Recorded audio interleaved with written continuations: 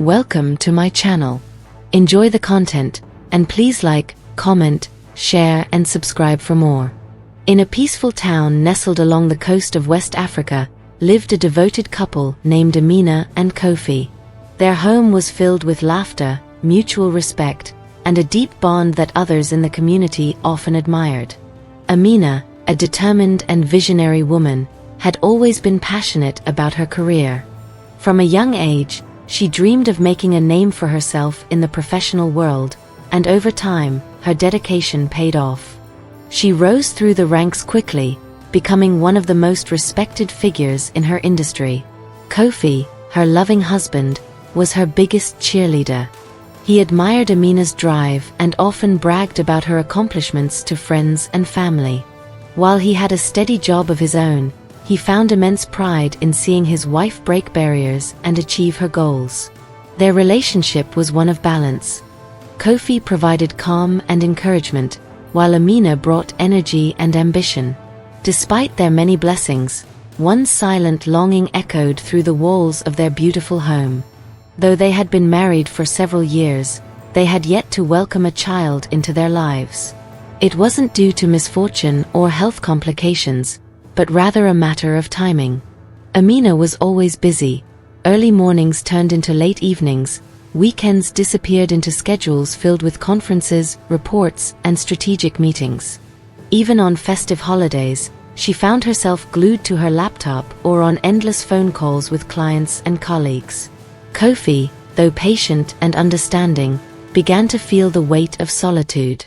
He missed the idea of a noisy household, the pitter-patter of small feet, and the joy of holding his own child. He yearned for bedtime stories, family outings, and the chance to teach a little one life's simple lessons. Whenever he gently brought up the topic, Amina would smile warmly and say, "Just a little more time, my love." He never pressured her, always choosing to honor her pace, but his heart ached quietly. Each passing year made his desire stronger, and although he celebrated Amina's every success, he couldn't help but wonder when their family would grow beyond just the two of them. As the months rolled by, Kofi began to feel the weight of solitude settling into his life. The home he once considered a haven of love and shared dreams now felt increasingly silent and empty. Each evening, he returned from work to a quiet house, often sitting alone at the dinner table, waiting for Amina to come back from the office. Though he admired her dedication and respected her ambitions, a part of him longed for the days when their time together was filled with laughter, conversation, and warmth. He made gentle attempts to reignite those moments, suggesting they take short trips or spend weekends together, but Amina's schedule was always full. Her responsibilities grew, and she often brushed aside his suggestions with promises of later or soon. The topic of starting a family came up more frequently in their conversations, but Amina always delayed it, assuring him that the right time had not yet arrived. Kofi's heart began to ache with quiet disappointment. He still loved Amina deeply, but his desire for connection and a sense of belonging became harder to ignore. He craved the presence of someone who would listen, laugh, and share in the simple joys of daily life. It was during this emotional low that he began noticing Fatou, the young housemaid who worked diligently around the home. Always gentle in manner and quick with a kind word, Fatou radiated a calming presence. One afternoon, after a particularly lonely day, Kofi found himself opening up to her. Their conversations were brief at first, but gradually became more personal. Fatou listened without judgment and offered him the compassion he had been missing. Her quiet understanding became a source of unexpected comfort. As the weeks quietly turned into months, Kofi found himself drawn more and more into Fatou's presence. It wasn't a deliberate choice at first, just small, passing moments that grew in depth and frequency. What began as casual conversations while she tidied the house gradually evolved into long, heartfelt discussions. Kofi, overwhelmed by emotional distance in his marriage, felt seen and heard in a way he hadn't in a long time. Fatou, too, welcomed the bond. With no family of her own in the area and few close friends, She found comfort in Kofi's attention and his genuine concern for her well-being. They began confiding in one another, sharing hopes, regrets, and personal stories they had never told anyone else. Kofi never imagined that his loneliness would lead him down such a path, but the peace he felt in Fatu's company became a refuge. He didn't plan for things to go beyond friendship, yet the emotional intimacy between them deepened, blurring lines neither of them had intended to cross. Then came the moment that changed everything. One quiet morning, Fatu nervously approached Kofi, her hands trembling as she spoke. Her voice was soft, yet her words carried an unmistakable weight. She was expecting a child. Kofi froze. Disbelief washed over him, followed by a flood of guilt. There was no doubt in his mind. The baby was his. He had made a grave mistake, one that would alter all their lives. When Amina discovered the truth, it was as if the floor had been pulled out from beneath her. The shock struck her like a bolt of lightning. "How could you do this to me?" she cried, her voice sharp with anguish. Kofi admitted everything, begging for forgiveness. He said it was never intentional and swore to take responsibility for the unborn child. But Amina was beyond consoling. Her pain turned to rage, her heartbreak into fury. She felt humiliated, betrayed by the one person she trusted most. The betrayal cut deep, and in her anger, she vowed to make sure Fatu would suffer for what had happened. Kofi tried to reason with her, but she was inconsolable. Their once happy home had become a battlefield of grief, blame, and irreversible consequences. As tension simmered in the household, Amina's behavior toward Fatu took a dark turn. What began as cold silence quickly escalated into cruel treatment. Despite Fatu's delicate condition, Amina insisted she complete strenuous chores, scrubbing floors, lifting heavy buckets, and working long hours without rest. Fatu, afraid to speak out, endured the mistreatment quietly, hoping it would pass. Her health began to suffer, but she remained obedient, believing it was the price she had to pay. Kofi, increasingly disturbed by Amina's harshness, couldn't remain silent any longer. One evening, he confronted his wife. "This has to end, Amina. You can't treat her like this. She's carrying my child, and if you continue this cruelty, I swear I will leave you and marry her instead." His words hung in the air like thunder. Amina stared at him, stunned and speechless. For the first time, she truly grasped how deeply the situation had spiraled. The man who once adored her was now threatening to walk away. Realizing that her actions might cost her the marriage, Amina changed tactics. She masked her bitterness behind a forced smile and adopted a role of kindness. She began greeting Fatu warmly, offering help, and asking about the pregnancy as if she cared. Her tone softened, and her words grew sweet, but underneath the surface, her heart still burned with resentment. She couldn't bear the idea of another woman carrying Kofi's child, yet she played the role of a supportive friend to avoid further conflict. Fatu, unaware of Amina's duplicity, felt a sense of relief. The household atmosphere seemed to improve, and she began to believe that forgiveness had taken root. When the time came for antenatal visits, Amina volunteered to accompany her, holding her hand in the waiting room, asking thoughtful questions, and pretending to share in the excitement of the baby's arrival. To the outside world, it seemed the two women had reached an understanding. But behind closed doors, Amina's smiles were masks, her concern a performance. She hadn't forgiven. She was simply waiting, watching, and planning. A fragile truce had formed, but beneath it lay the weight of betrayal, pride, and a storm yet to come. The morning of the hospital visit arrived, but Amina had far more on her mind than a routine checkup. Beneath her calm exterior lay a cruel intention. She had secretly contacted a corrupt doctor days before, bribing him to terminate Fatu's pregnancy without her consent. Amina could no longer bear the thought of raising another woman's child under her roof or watching Kofi devote affection to someone else's baby. In her mind, Removing the unborn child would erase the mistake and restore her fractured world. As they walked into the hospital, Amina's expression grew cold and distant. Fatou sensed something was wrong, but before she could question it, Amina whispered, "This ends today. You will not take what belongs to me." Her words sent a chill through Fatou, who instantly understood the danger she was in. Terrified, Fatou pleaded with Amina, trying to appeal to her humanity. But Amina had hardened her heart. She led Fatou to a secluded area of the hospital, where the unethical doctor was waiting. Without proper explanation or consent, Fatou was taken into a private room. The procedure began, and Fatou's cries went unheard. The operation took a tragic turn. Something went terribly wrong. Fatou's condition deteriorated rapidly, and within hours, her life slipped away. The doctor, shaken but bound by greed and fear, covered up the fatal mistake. Amina walked out of the hospital as if nothing had occurred. Her face showed no sign of remorse. She returned home and resumed her routine, masking the horror behind carefully rehearsed smiles.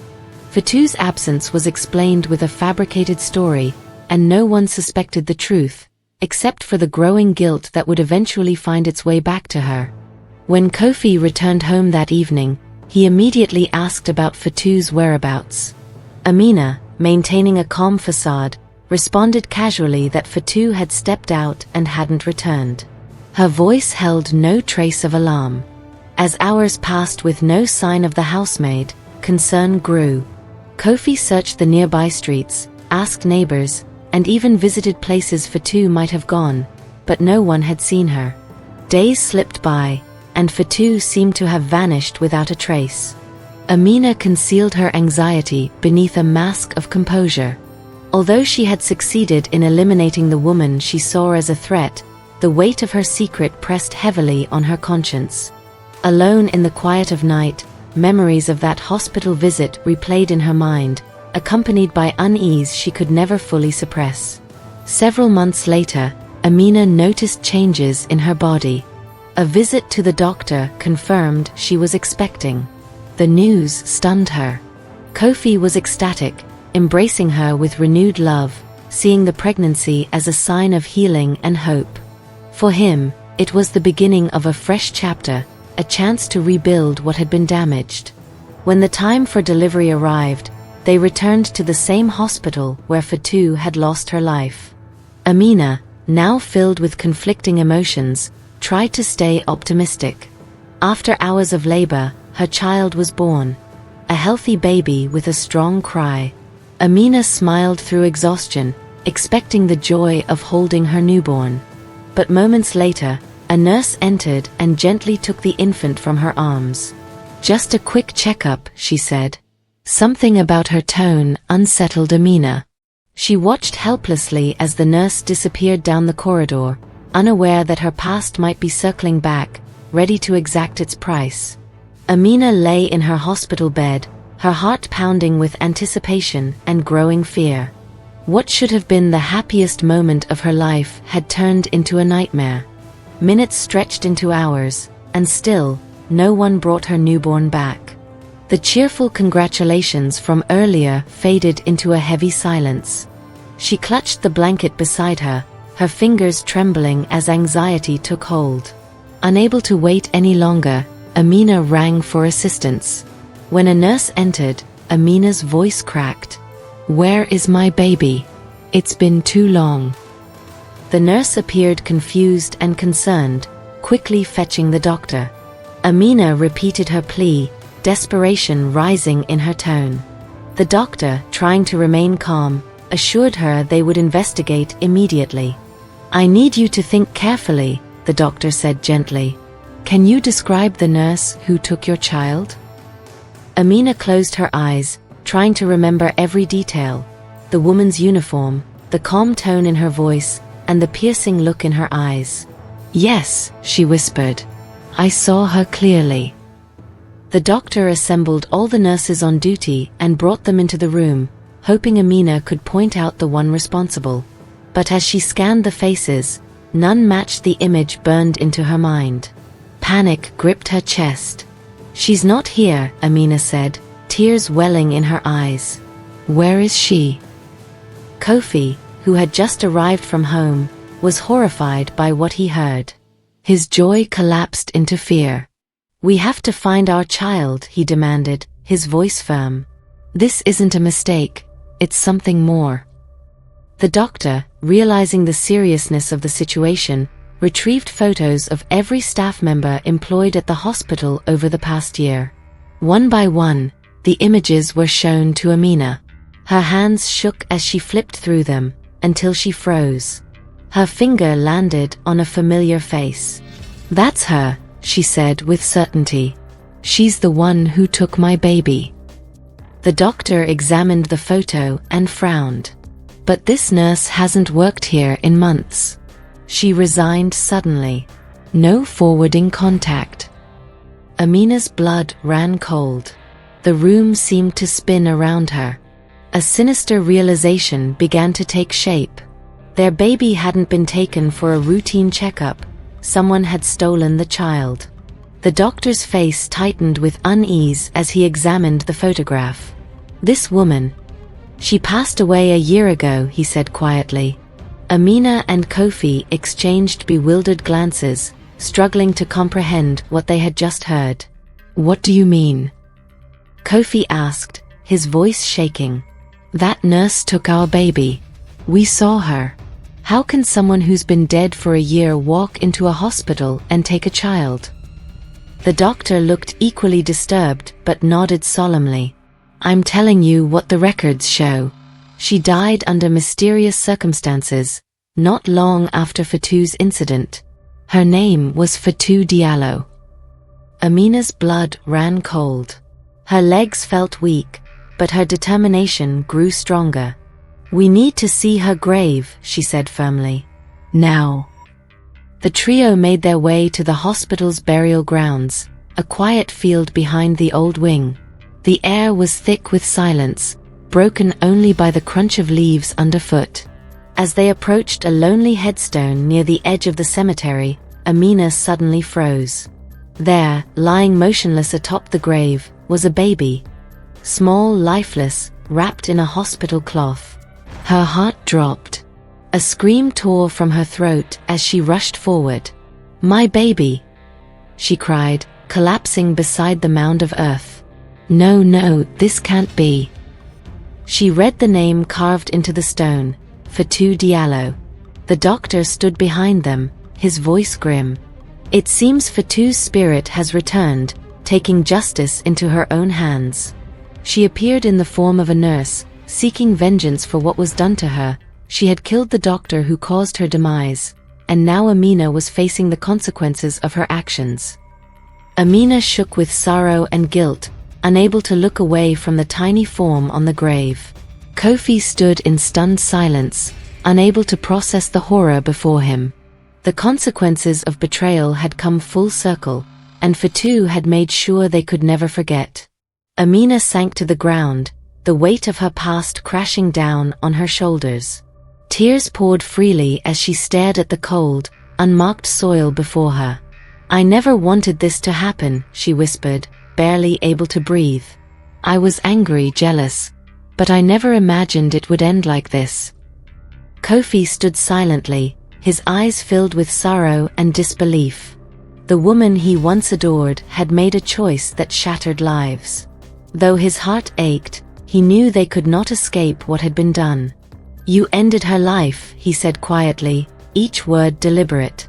"There's no undoing that. But the truth must be spoken." The wind howled gently through the trees, as though the spirits themselves were listening. Amina clutched the edge of the grave, her body trembling. "I arranged it," she confessed. "I paid the doctor. I thought if she was gone, everything would return to normal. But it only got worse. Every night, I see her face. I hear her voice. I was wrong. I was so wrong." She turned toward Kofi, eyes pleading. "Please forgive me. I've lost myself. I don't expect peace, but I need to say it. I need to admit everything before it's too late." Before he could respond, Amina's strength gave out. Her body slumped forward, collapsing onto the earth that covered the woman she had betrayed. Kofi rushed to her side, panic overtaking him. "Amina!" he shouted, shaking her gently. There was no response. He stood by Fatu's grave, tears streaming down his face, realizing the consequences of betrayal and the pain of lost love. In the end, Kofi learned that love must be nurtured and that the pursuit of ambition should never come at the cost of family. He vowed to honor both Amina and Fatu, hoping to find peace in his heart. Kofi moved away from the town, carrying the memories of Amina and Fatu with him. He understood that life is fragile and that true happiness comes from balance. He hoped to start anew, cherishing love and family above all else. Through his journey, he learned that revenge and betrayal lead only to sorrow, and that love, when neglected, can turn into a tragic tale.